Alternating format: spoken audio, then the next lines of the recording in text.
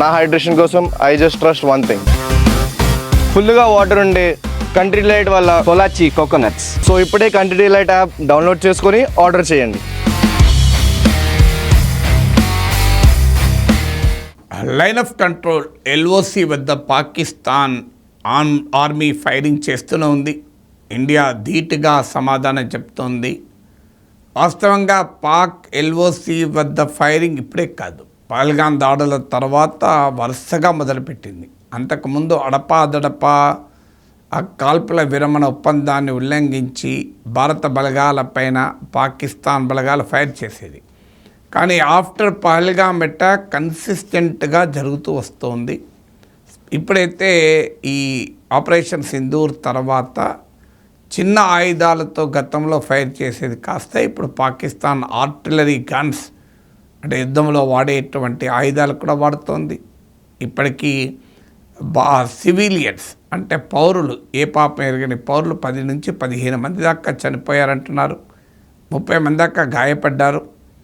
భారత సైన్యం కూడా రెస్పాండ్ అవుతుంది. ప్రపోర్షనేట్గా మేము రెస్పాండ్ అవుతున్నామని ఇండియన్ ఆర్మీ ప్రకటించింది. సో వాస్తవంగా పాకిస్తాన్ పహల్గాంలో పర్యాటకులపైన, నిరాయుధులైన సామాన్య ప్రజలపైన దాడి చేసి పాకిస్తాన్ ప్రేరేపిత తీవ్రవాదులు 27 మంది చంపేశారు. అయినా ఇండియా ఆపరేషన్ సింధూర్లో భాగంగా ఎక్కడా పాకిస్తాన్ సివిలియన్ టార్గెట్స్ను ముట్టుకోలే, పాకిస్తాన్ మిలిటరీ టార్గెట్స్ కూడా ముట్టుకోలే. కేవలం టెర్రరిస్ట్ ఇన్ఫ్రాస్ట్రక్చర్ లక్ష్యంగా మనం దాడులు చేశాం.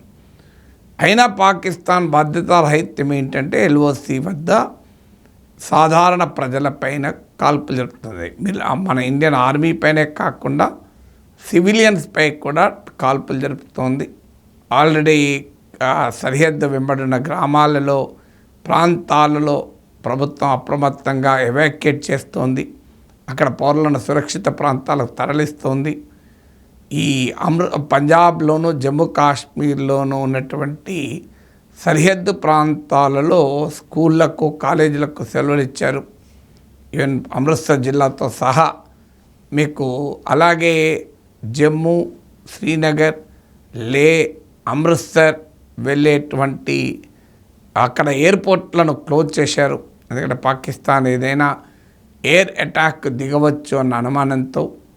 సో ఇలా మీకు జాగ్రత్త చర్యలు తీసుకుంటున్నా కూడా పాకిస్తాన్ దాడులు కొనసాగుతున్నాయి. ఎందుకు మరి ఎల్ఓసి దగ్గర దాడి చేస్తుంది? ఇక్కడ మనకు అర్థం కావాల్సింది, ఎల్ఓసి ఇంటర్నేషనల్ బార్డర్ రెండు వేరు. అంతర్జాతీయ సరిహద్దేమో భారత్ పాక్లు రెండు గుర్తిస్తే అంతర్జాతీయ సరిహద్దు అవుతుంది. సరిహద్దు ఎక్కడున్నా ఇప్పుడు మిలిటరీ ఏ పొజిషన్లో ఉంది అన్నదాన్ని లైన్ ఆఫ్ కంట్రోల్ అంటారు. అంటే ఇండియన్ ఫోర్సెస్ ఎక్కడి వరకు కంట్రోల్లో ఉన్నాయి, పాకిస్తాన్ ఫోర్సెస్ ఎక్కడి వరకు కంట్రోల్ ఉన్నాయి. సరిహద్దుకు తేడా ఏంటంటే, ఉదాహరణకు పాక్ ఆక్రమిత కశ్మీర్ అంతా మనదే అని మనం అంటాం, మన ఆధీనంలో ఉన్న కశ్మీర్ తమదే అని పాకిస్తాన్ అంటుంది. అందుకే ఎల్ఓసి ఇంటర్నేషనల్ బార్డర్ కాదు. ఎల్ఓసి అనేది ప్రస్తుతం ఎవరు మన నియంత్రణలో, వాడి నియంత్రణలో ఎంతవరకు ల్యాండ్ ఉంటే ఆ ప్రాంతాన్ని లైన్ ఆఫ్ కంట్రోల్ అంటారు, ఎల్ఓసి అంటాం. So line of control LOC వద్ద ఎందుకు పాకిస్తాన్ ఫైరింగ్ చేస్తోంది? సహజంగా ఎల్ఓసి మధ్య అడపాదడపా పాక్ ఆర్మీ ఫైరింగ్ చేస్తూ ఉంటుంది. ఎందుకంటే ఈ తీవ్రవాదుల్ని పాక్ ఆక్యుపైడ్ కశ్మీర్లో ఉన్న లాంచ్ ప్యాడ్లో ట్రైన్ చేసి deep inside Pakistan Jaish-e Mohammed headquarters, Lashkar-e-Taiba headquarters, మీకు నిన్న ఆపరేషన్ సింధూర్లో భారత్ ధ్వంసం చేసినటువంటి ప్లేస్ బహవల్పూర్, అలాగే కరాచీ సమీపంలో ఇక్కడ వాళ్ళని ఇండాక్ట్రినేట్ చేసి ట్రైనింగ్ చేసి సరిహద్దుకు సమీపంలో పాక్ ఆక్రమిత కశ్మీర్లోని లాంచ్ ప్యాడ్లకు పట్టుకొస్తారు. అక్కడి నుంచి వీలు చూసుకొని ఇండియాలోకి చొరబడేలా చేస్తారు. సో అక్కడ వాళ్ళు ఆ లాంచ్ ప్యాడ్లు ఉన్న సమయంలో పాకిస్తాన్ మిలిటరీ మన ఆర్మీపై అన్ప్రొవోక్డ్ ఫైరింగ్ చేస్తుంది. అంటే ఎలాంటి కవింపులు లేకుండా ఫైరింగ్ మొదలు పెడుతుంది. దాంతో సాధారణంగా ఇండియన్ ఆర్మీ ఎంగేజ్ కావాల్సి వస్తుంది. మన కాన్సన్ట్రేషన్ అంతా సరిహద్దును కాపాడుకునే పైన ఉంటుంది, ఎల్ఓసిని కాపాడుకునే పైన ఉంటుంది. ఈలోగా తీవ్రవాదులు పాక్ ఆర్మీ సాయంతో దేశంలోకి ఎక్కడైతే బార్డర్ ఫెన్సింగ్ వీక్ ఉందో అక్కడి నుంచి లోపలికి పంపించేస్తారు.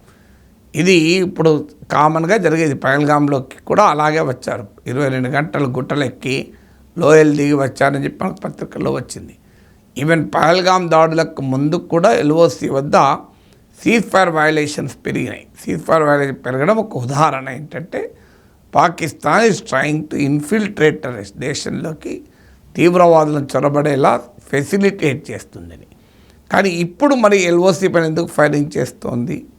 ఒకటి, దీన్ని రిటాలియేషన్గా పాకిస్తాన్ భావిస్తోందా? ఎందుకంటే ఏ రియాక్షన్ లేకపోతే పాక్ ఆర్మీ లెజిటిమసీ ప్రశ్నార్థకమవుతుంది, పాక్ ప్రభుత్వ లెజిటిమసీ కూడా ప్రశ్నార్థకమవుతుంది.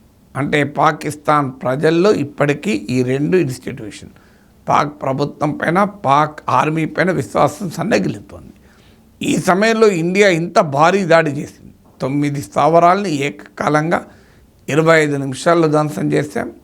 అది కూడా 970 కిలోమీటర్ డిస్టెన్స్లో ఒక్కొక్కటి విస్తీర్ణంగా ఉన్న ప్రాంతాన్ని మనం అటాక్ చేశాం.